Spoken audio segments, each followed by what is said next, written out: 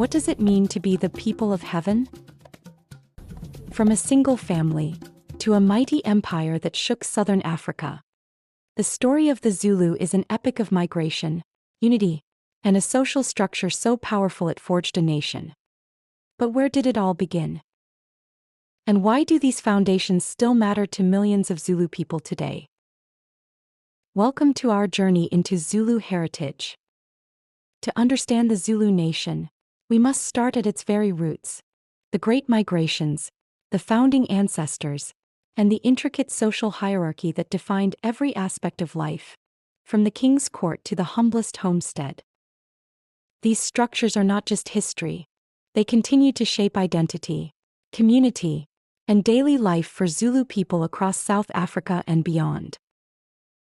Centuries ago, the Nguni people, ancestors of the Zulu, began a long migration from Central East Africa. They were pastoralists, moving south with their most prized possession, which is cattle. One of these groups was led by a man named Malandela. After his death, a family rift occurred.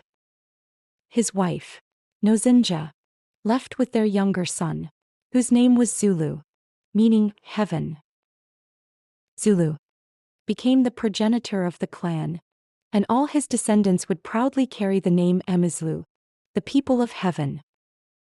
Today, this origin story remains a powerful part of Zulu identity.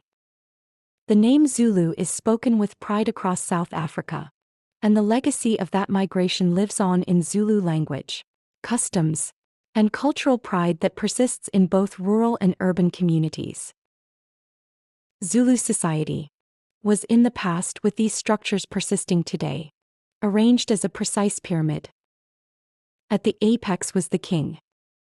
Below him were regional chiefs, who governed districts. The kingdom's strength lay in its military organization. Every young man was enrolled in a buto, or Amabuto regiment, based on his age.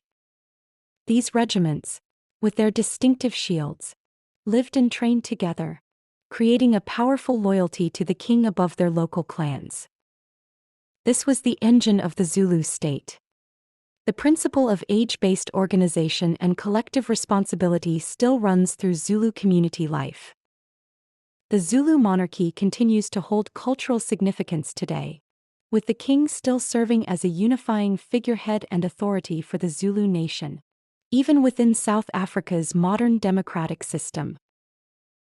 The bedrock of this society was the family homestead, the Umuzi. It was a microcosm of the kingdom, a circular enclosure surrounded by a protective stockade, with huts facing a central cattle kraal, the symbol of wealth. The layout was deeply symbolic. The main hut was placed at the top, opposite the entrance. Within huts, seating was strictly divided: men on the right, women and children on the left. This order reinforced the core Zulu value: respect. The Umuzi is still a living reality in rural Zulu communities today. While many Zulu families now live in modern homes, the principles of the homestead endure. Cattle remain culturally precious as they symbolize wealth, and family compounds still center around shared spaces and the rules of respect. Even in urban townships and cities, the concept of Umuzi persists as an idea of home, family unity, and cultural rootedness. So, from mythic origins to a highly disciplined social structure, we see how the Zulu identity was forged. This was never just a story frozen in time. The migration, the hierarchy, the homestead, these are living frameworks that Zulu people continue to navigate and adapt.